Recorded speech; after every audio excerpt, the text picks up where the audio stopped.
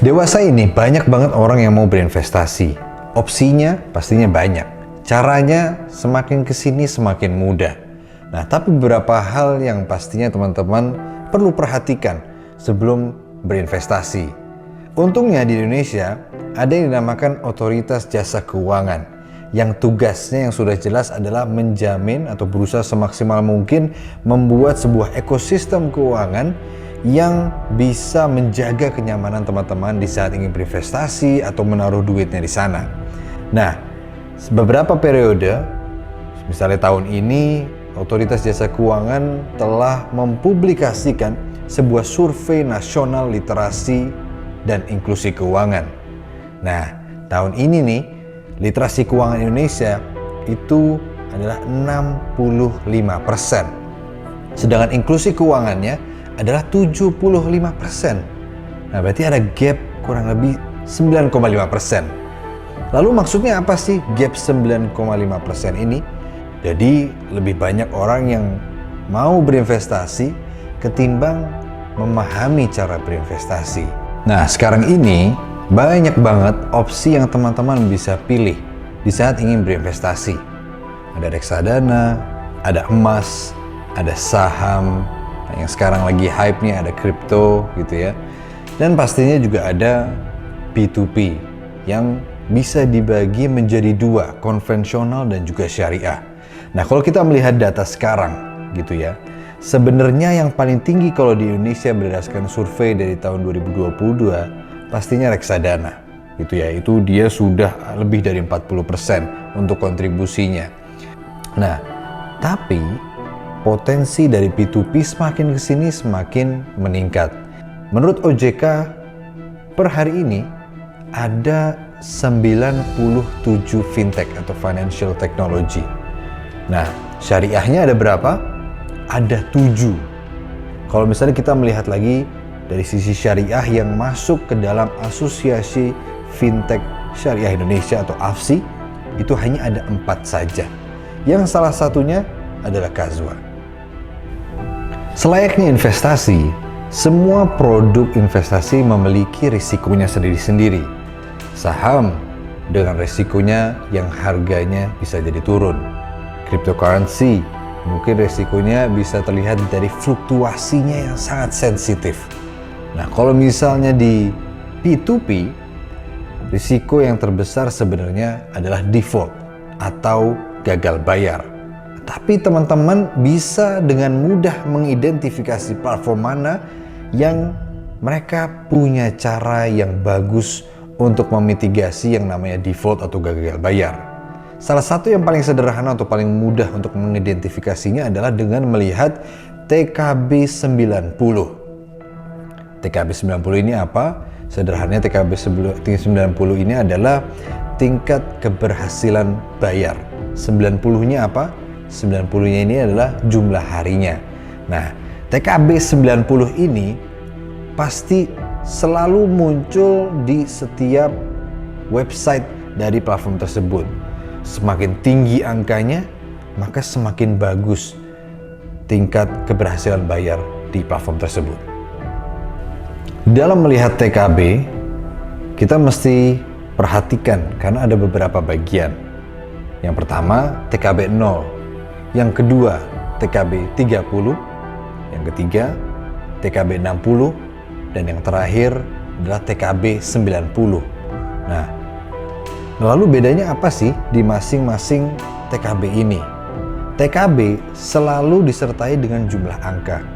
Nah, angka di sini merepresentasikan jumlah hari yang melewati jatuh tempo. Misalnya, kalau kita pakai kasus TKB 0, biasanya setiap platform TKB 0-nya itu 100%. Kalau misalnya tidak 100%, maka ada 1, 2 atau berapa proyek yang telah melewati jatuh tempo lebih dari 24 jam. Kalaupun misalnya 30, berarti 30 hari, 60 hari, dan TKB 90 berarti sudah lewat 90 hari dari jatuh tempo yang sudah ditetapkan. Dengan ada TKB 90, ini bisa menjadi parameter bagi teman-teman di luar sana untuk mengidentifikasi performa dari platform P2P mana yang bagus ataupun buruk. Semakin rendah angkanya, semakin angka tersebut jauh dari 100%, maka itu sebuah tanda yang pastinya nggak bagus dong dan perlu dipertanyakan. Namun, apabila angka TKB 0, 30, 60, dan hingga 90-nya semakin mendekati 100%, maka performa dari tingkat keberhasilan bayar platform tersebut itu bagus. Dan pastinya itu bisa memberikan gambaran bahwa borrower-borrower yang ada di dalam platform tersebut jarang atau tidak sering gagal bayar. Sebelumnya kita udah tahu ada TKB 90, maksudnya apa, dan manfaatnya untuk kita sebagai pendana di platform ini itu untuk apa, ya kan? Nah, pasti teman-teman punya rasa penasaran yang lebih nih, pengen menghitung sendiri gitu ya. Karena kan sebelumnya sebenarnya di setiap website dari platform, OJK sudah mewajibkan untuk harus menampilkan TKB 0, 30, 60, dan 90 dari masing-masing platform tersebut. Namun, bagi yang mau menghitung secara mandiri, seperti ini nih rumus sederhananya. Sebelum kita melihat TKB 90, kita mesti lebih dulu melihat dari tingkat wan prestasinya. Rumus untuk mencari TWP atau tingkat wan prestasi adalah jumlah wan prestasi dibagi total proyek berjalan dikali 100%. Muncullah angka TWP. Kemudian setelah ini kita baru bisa melihat TKB-nya. Rumusnya sederhana.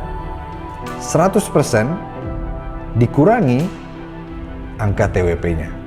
Nah, dari situ muncullah angka TKB.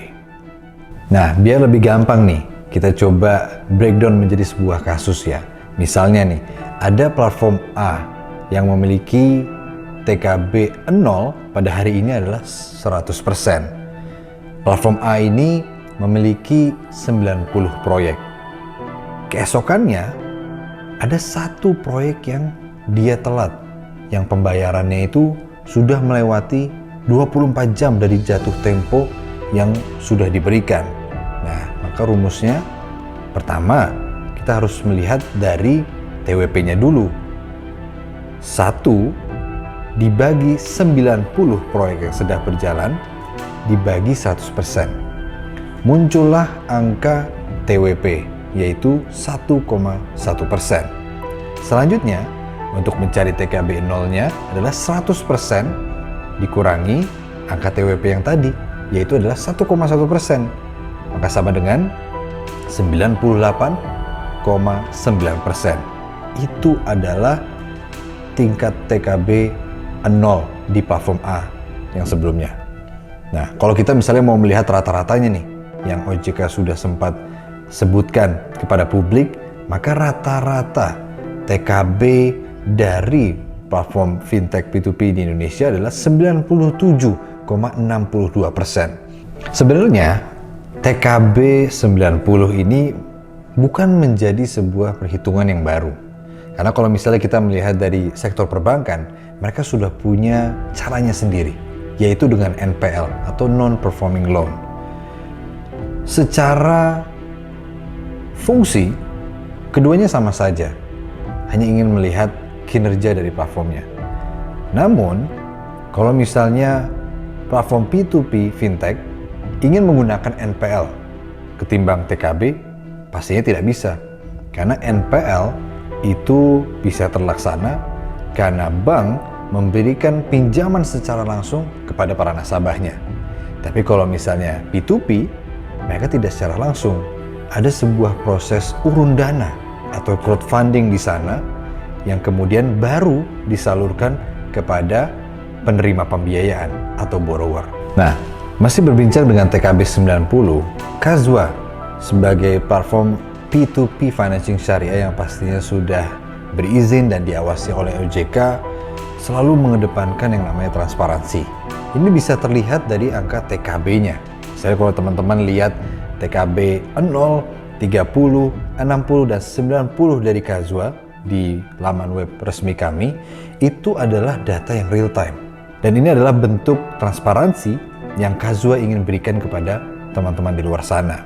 Selain itu, yang juga menjadi garda terdepan dari Kazwa untuk menanggulangi yang namanya default atau risiko yang paling parah ini adalah yaitu di saat ada borrower masuk dan ingin mengajukan proses pembiayaan. Kalau misalnya di perbankan, ada yang masyhur digunakan adalah metode 5C gitu ya. Kalau misalnya di P2P financing syariah seperti Kazwa, kami menggunakan metode 6C yang dimulai dari karakter, collateral, capacity, condition, capital, dan yang terakhir adalah compliance syariah. Nah, 6C ini salah satu garda terdepan yang dilakukan Kazwa untuk mengeliminasi proyek-proyek yang memang berpotensi besar untuk gagal bayar. Oleh karenanya, sesuai komitmen Kazwa yang selalu kasih lebih, kami berusaha semaksimal mungkin untuk bisa memberikan akses pembiayaan ke UMKM atau pelaku bisnis luar sana yang kredibel. Nah, teman-teman sampai saat ini sudah tahu nih Kazwa itu kualitasnya seperti apa. Namun sebelum kita untuk bisa berinvestasi atau mendanai di proyek P2P manapun atau produk investasi manapun, pastinya yang patut digarisbawahi adalah teman-teman menggunakan dana dinginnya yang dialokasikan untuk investasi atau diproduktifkan. Hal ini dikarenakan apabila terjadi resiko, maka teman-teman tidak terlalu merasa terugikan karena memang itu alokasi yang untuk berinvestasi. Selayaknya produk investasi lainnya, risiko itu akan selalu ada. Yang membedakan adalah bagaimana cara kita menganalisis produk-produk investasi di luar sana, yang pastinya harus sesuai dengan profil risiko teman-teman gitu ya, dan literasinya harus ditingkatkan lagi. Jadi lebih tinggi literasinya ketimbang nyalinya, supaya hasil atau outcome yang teman-teman bisa dapatkan bisa sesuai dengan harapan.